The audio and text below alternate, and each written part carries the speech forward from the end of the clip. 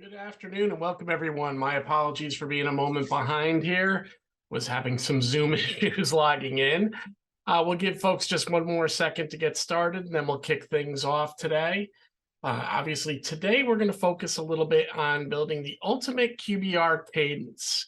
And one of the things that we're certainly looking at here at vCIO Toolbox is how things are kind of changing in the marketplace, where we may want to do different things, where we might want to do different things with our customers, and how we can keep our QBRs fresh, especially for those customers that we're truly doing this in a quarterly fashion.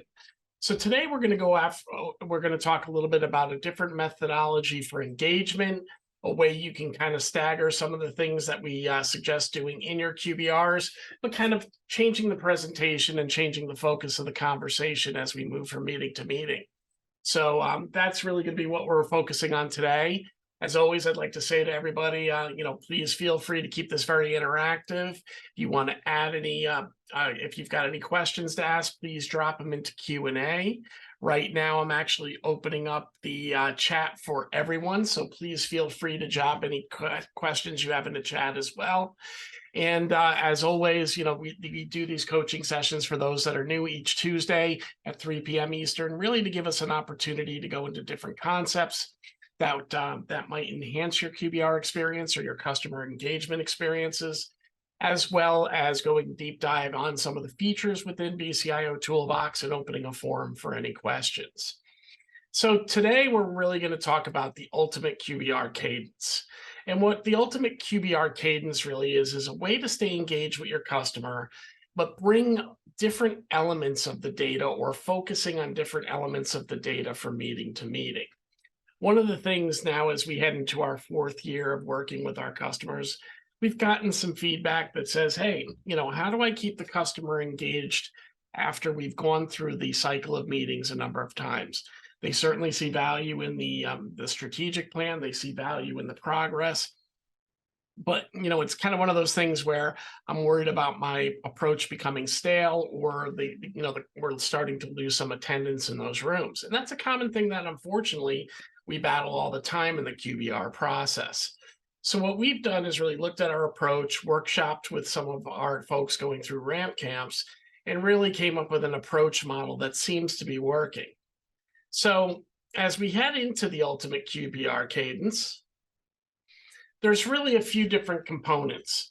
There's the meetings themselves, which are represented in orange.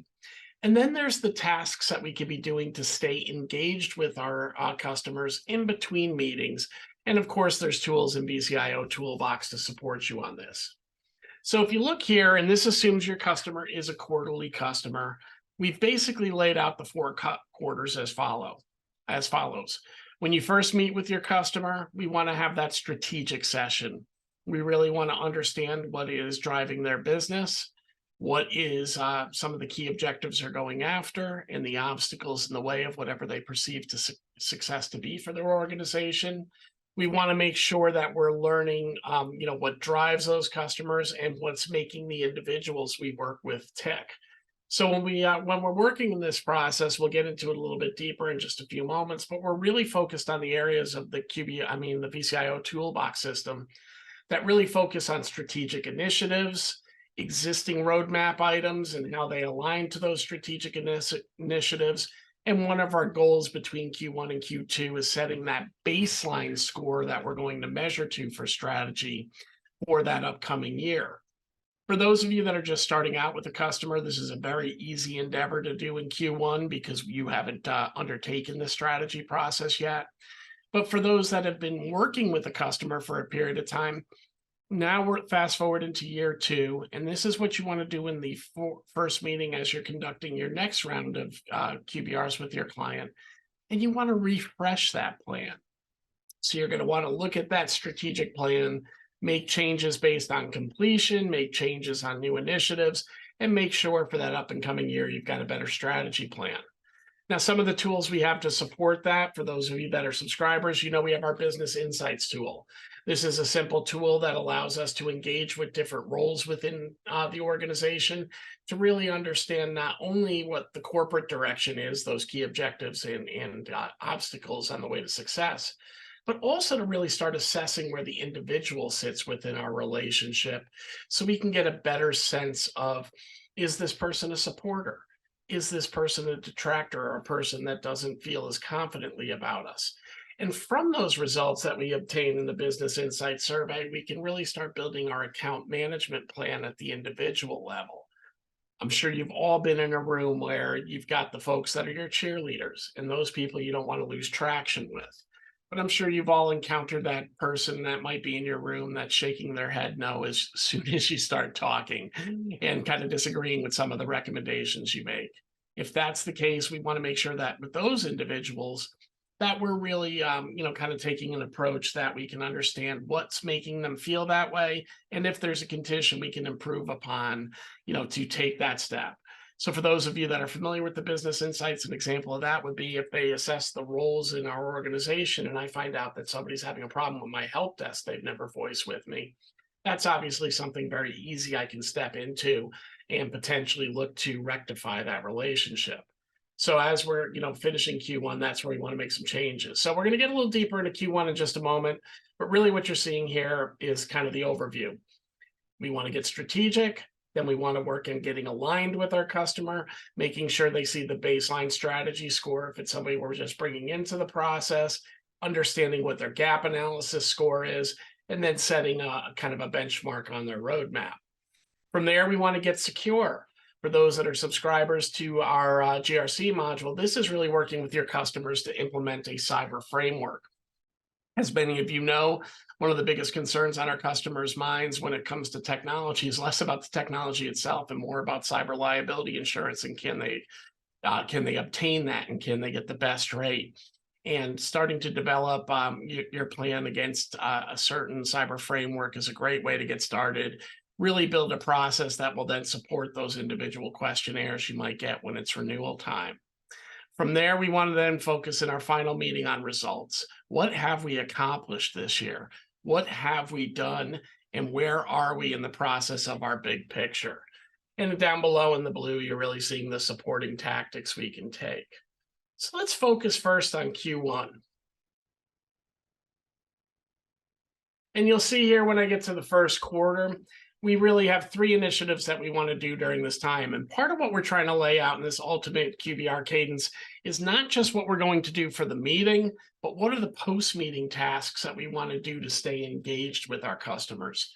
Too often I see some people do a QBR and then they do nothing, in terms of communication outside of day-to-day operations, which tend to be often reactive with our customers, to stay engaged and stay ahead of what I call account risk.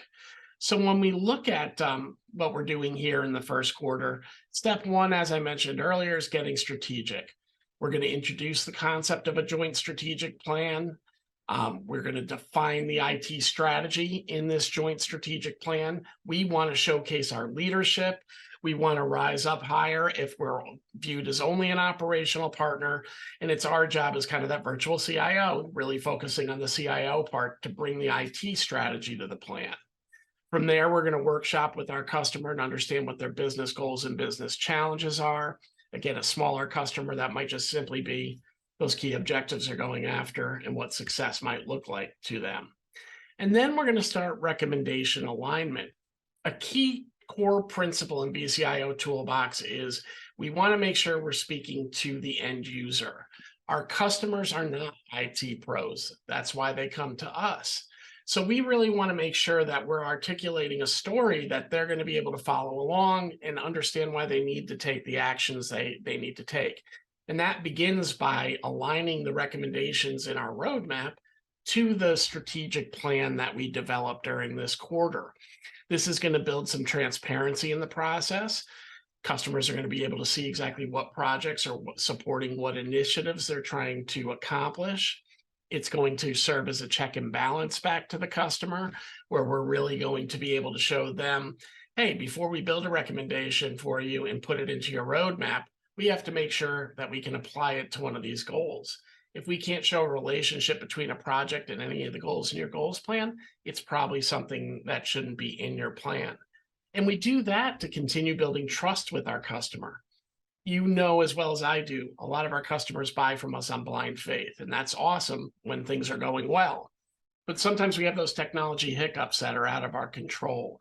And when that occurs, we really need to have a way to help keeping motion going when we're rebuilding trust, or at least rebuilding confidence. Maybe that's a better word than trust in the equation. So by showing how recommendations are really going to support the goals that the customers name themselves, that's really going to help them buy into those projects. And ultimately, when we look deeper at those recommendations, serve as the business case and really help the customers see the why behind the projects and make more informed decisions. This is a key tenet of ours. We see that the more strategic we get with our customers, the more we engage them in this process, the better off it is long term as we expand the relationship and we start looking at bigger initiatives. So, this is one of our separators out in the marketplace. We believe very strongly in it, and it's not a very difficult process to engage. But we're seeing more and more, if you kind of isolate this out as a single meeting, during Q1, it's really helpful. Now, when the meeting's over, you're going to send out your business insight survey. For those that are not familiar with the business insight surveys, these are surveys that are geared to the individual within the organization.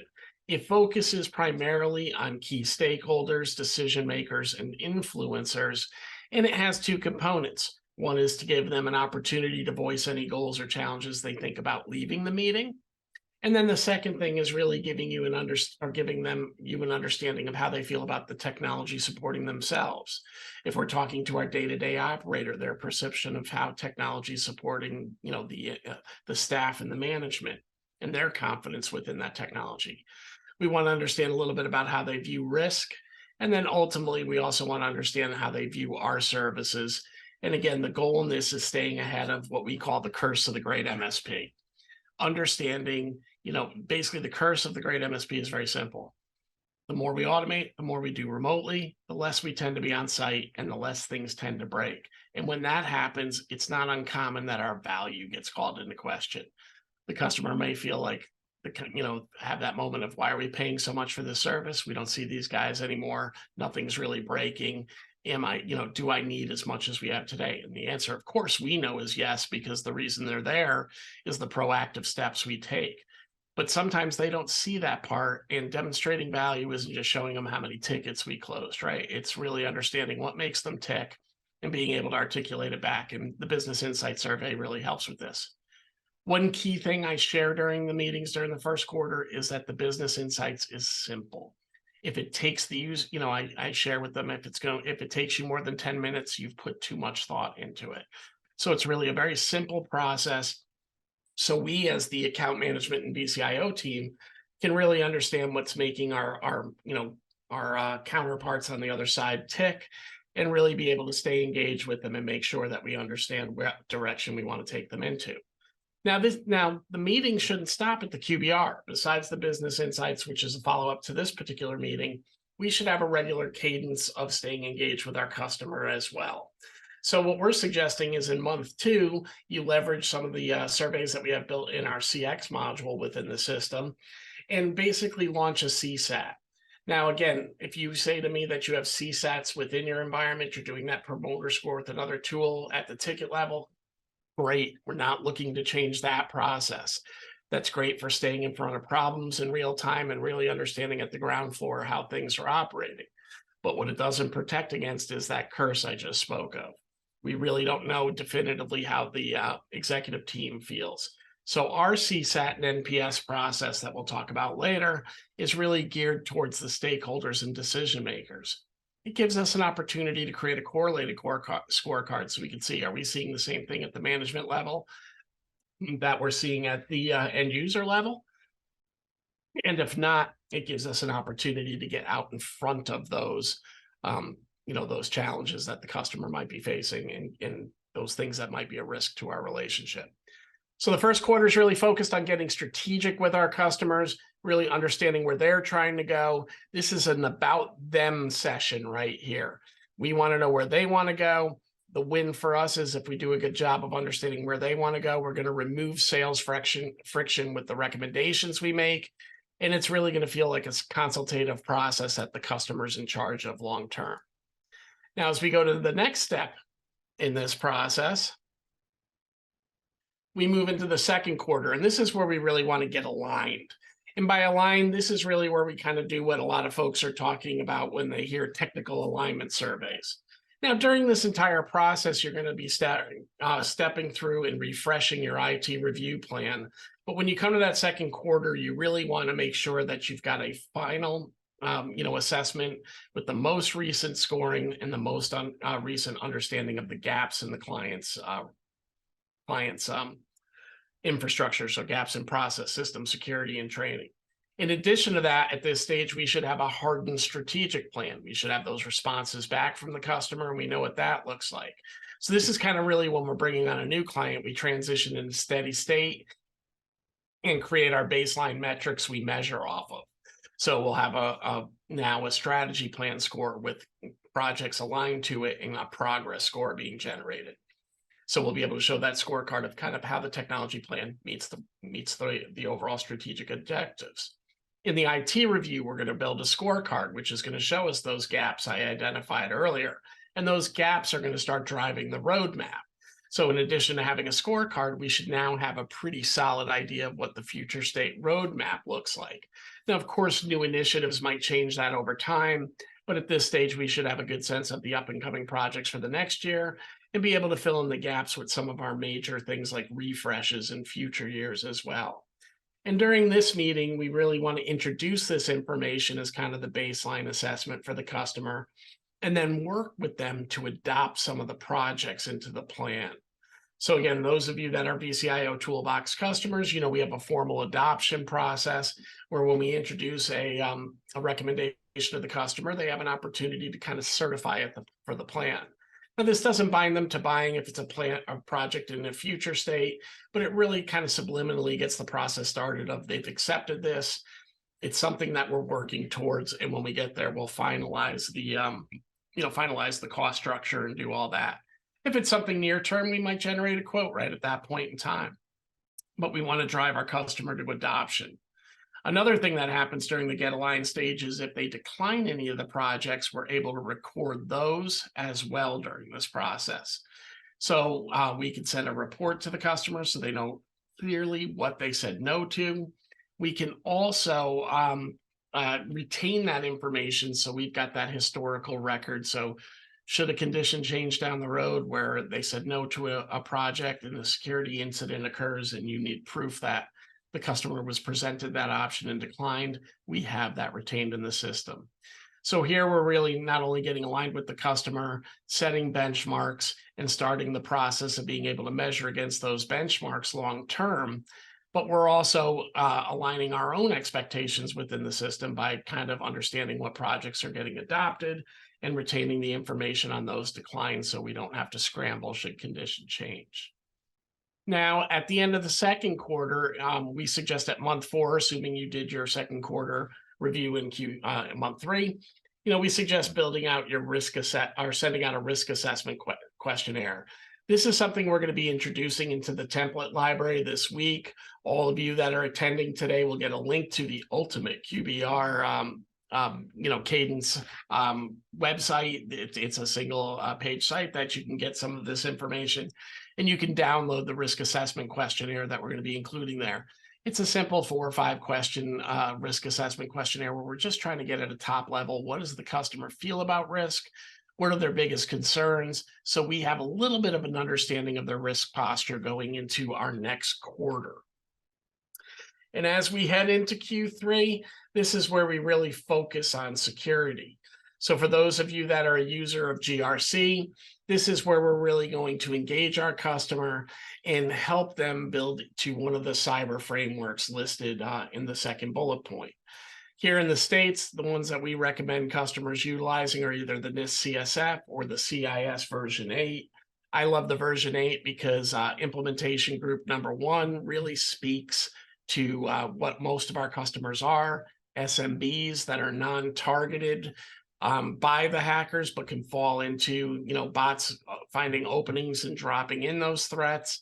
And really it's a simple 56 question risk framework that helps you establish a good cyber hygiene for the client without having to go through a whole lot of hoops, and generally aligns with most of the insurance assessments that the customer might face when obtaining cyber liability. Now, one of the cool things that we added into our system in the last release was a delegate feature. What a delegate feature really allows in the security side of our tool is the ability to collaborate with your customer and external third parties that might need to contribute to our assessment. So really, when we're prepping and getting ready for this assessment, we want to identify the questions that we need to send to a customer or any of their vendors, and get those out about a month before your meeting is scheduled for. The reason we want to do that is because we want to get those responses back, be able to synthesize them, and make any improvements to the condition before that meeting. Then when we get to the meeting, we want to introduce where we are against the cyber framework, what risk is out there, what risk we're going to put into a plan of action, and then what risk the customer might accept because of cost or other considerations. And then that's going to become our benchmark security score that we're going to measure to long-term within the system as well. If you have customers that need these frameworks or are building to other regulatory compliance requirements, the third quarter or the third meeting is where we can address some of those if it's just an annual review process for the customer. Obviously, if it's a more frequent cadence, you're going to do that as a particular project as you move through the regular relationship with your customer. And at the end of the third quarter, now we've established kind of our security baseline. We'll measure to that throughout the year. And then in between our third and fourth meetings, we want to send a net promoter score out to our stakeholders. Again, this is in an effort to understand who's happy, who's not. Obviously, if we see people coming back with strong net promoter scores, this opens up an opportunity to really engage those customers in a larger conversation about referrals. Now we can really start working the referral network with the customer based on good NPS feedback. And again, if we're seeing bad NPS scores, this really gives us an opportunity to get in front of that risk and go talk to those customers and have those one-on-ones. And finally, we close out the year with getting results. And now at the end of the year, we've now gone through 4 quarters, wherever that might have started for the customer. And now we want to show results. We really want to make sure that we're highlighting during that meeting, the things that we've completed against the strategy plan and exactly where we've progressed from from the baseline to this point and getting projects done and improving the technology posture versus the strategic initiatives. We want to make sure we focus on project completion and show the projects that have been done throughout the year so the customer can get a sense of the steps they've taken. And obviously, we can show the old "what have we done for you lately" component of this as well. That will also drive roadmap progress, which we can show by filtering on those completed projects within our budget side and really help the customer understand not only what was accomplished, but how we did against the overall budget for the year as well. These things are things you can revisit at any time during the process, but it's really good to kind of have that end of the year, closing in on the holiday when minds aren't there, just kind of a wrap-up session with your customers. And then ultimately, when you're done with this meeting, I do have a little error I'm seeing here on NPS being noted on the left and business insights in the bullet point. We'll get that updated, but we want to send a business insight survey to our key stakeholders. So really what that means is, we want to start the process for the next year. We want to get feedback back from the end user. We might have new goals to add to the plan. We might have initiatives to take off the plan. And of course, we want to reestablish and see if we've improved the condition of the relationship, especially with those people that might have been negative or neutral with us going into the year. So that's kind of the ultimate cadence. What you're really seeing here is that in each meeting, we're trying to bring a little bit of a specialty topic into the overall process, something that's going to really kind of keep your senior leaders engaged and keep them energized in the process right alongside you. Just to give you a sense of what some of this can look like in the program itself. Oops, and let's get on the slideshow. I built a few reports just to kind of give you a sense of the content in that follow-up information you're going to be getting after this meeting. We will be showing you kind of a report cookbook, if you will, for the ultimate QBR Cadence, where you can build these reports within our report designer. But what you'll see down here in my Q1 report, I'm basically coming in with strategy, where we are against our goals and kind of setting that threshold. Quick look at our gap analysis, just so we got an understanding of where risk lives, and then the beginning showcase of our roadmap. So really keeping it very high level in this meeting, really focused on the strategic initiatives. When we go to Q2, the report can change a little bit here if you want to follow this process. Here, we're of course still focusing in on the strategy, but now we're introducing the scorecard because we've got our full IT review completed and we're able to tie things to our strategic initiatives. Now we go into greater detail with the overall review. In this case, I've got the full review here with positive and negative answers. When we get down to the bottom, we can show any tickets that we're running through. And of course, at this stage, we'll introduce our roadmap in its more completed format. So here we've identified the gaps and brought that information to our clients. In Q3, we're switching over to the GRC side of things. So I'm just going to go over here to one of my customers that I've got an assessment done over here. And now when we come into the Q3 report, we're building that off the GRC side. We're showing our scorecard and our findings as it relates to our risk analysis and cyber framework. And then down at the bottom of this report, you're going to see your plan of action. And in this plan of action, we're going to be able to show exactly what projects are being done, what controls they're impacting, and which projects are going to have the highest bang in terms of satisfying controls that we're measuring, our start dates, our end dates, and our current activity. Is this project in progress? Is it something that's upcoming? Where do we stand in that process? So we're really able to show motion and impact in Q3. And then when we come up to Q4, this is kind of our summary report for the year. Now we're showing our strategy again to keep up to date here. Oops, and let me switch back over to QBR just for this report. Sorry about that. Now we come into Q4. We've got our goals plan again. We've got our final year scorecard, hopefully showing some improvement. We just added a trending scorecard into the system, so you can actually replace this with one that'll show the last 4 measures, so you can really show progress there. If you've got your Microsoft data configured, you can show that as well. And then you'll notice down here we have our gap analysis and results, our tickets, our hardware update. This is usually a good time to show the annual asset summary, our recommendations list, and then we go into the breakdown of each one of the recommendations so we can close out on projects and show what has been done. At this stage, some of the adopted and completed projects might get removed from the active roadmap so we can start the year at Q1 all over again and bring fresh data into the conversation that following year. So this is an approach model that really allows you to address different topics within each meeting or subtopics within each meeting, using the same consistent process from meeting to meeting to create your reporting.